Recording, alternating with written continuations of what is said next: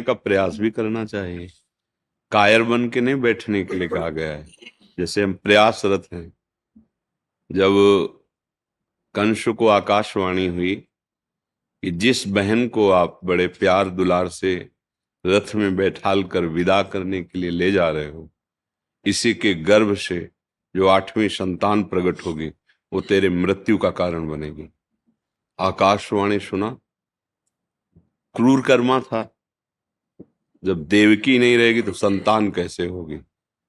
जिसका अभी इतना प्यार दुलार से रथ पे बैठाल कर विदाई करने के लिए ले जा, केश पकड़ ले, तलवार खींची, वसुदेव हाथ जोड़कर बोले आपको ऐसा नहीं करना चाहिए। आपकी प्यारी बहन है, अभी तो देखो मेहंदी लगाए हुए सुहाग के चिन्हों से युक्त है। आपको ऐसा नहीं, आप वीर पुरुष हैं। स्त्री की हत्या करना वीर पुरुषों के लिए नहीं, शोभा नहीं देता। रही मृत्यु की बात, तो जिसका जन्म हुआ उसकी मृत्यु होती ही है। आपको अगर ये डर लगता है कि इनके पुत्र से होगी, तो मैं वचन देता हूं जो जो पुत्र होगा वो आपके।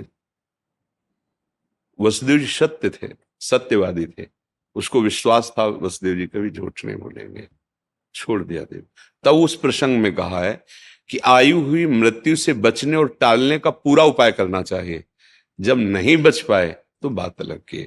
ऐसी हुई आए हुई विपत्ति का, आए हुए संकट का जो हमें ज्ञान है, जितनी हमारी बुद्धि है, जितना हमारे पास बल है, उससे हम निवृत्त होने का पूरा उपाय करेंगे। प्रारब्ध को लेकर नहीं बैठ जाएंगे फिर असफल हो गए।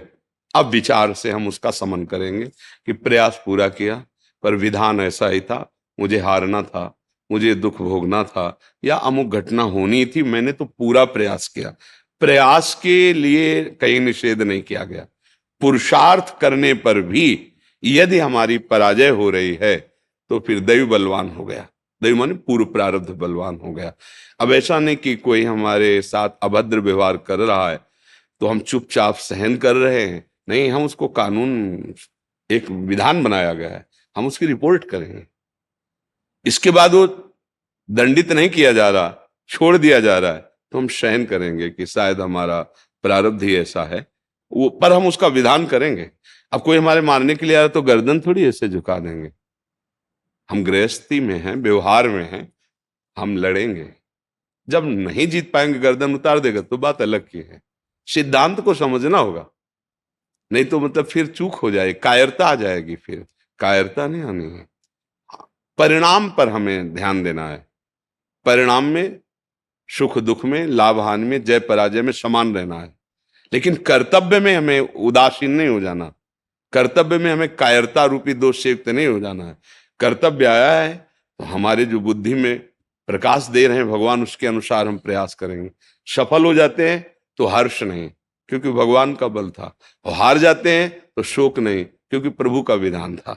ऐसा हम विचार करके सुख दुख से ऊपर उठ सकते हैं। शास्त्रीय विचार या अध्यात्म में संसारी लोग नहीं समझेंगे, उसमें उनकी अलग बुद्धि रहती है।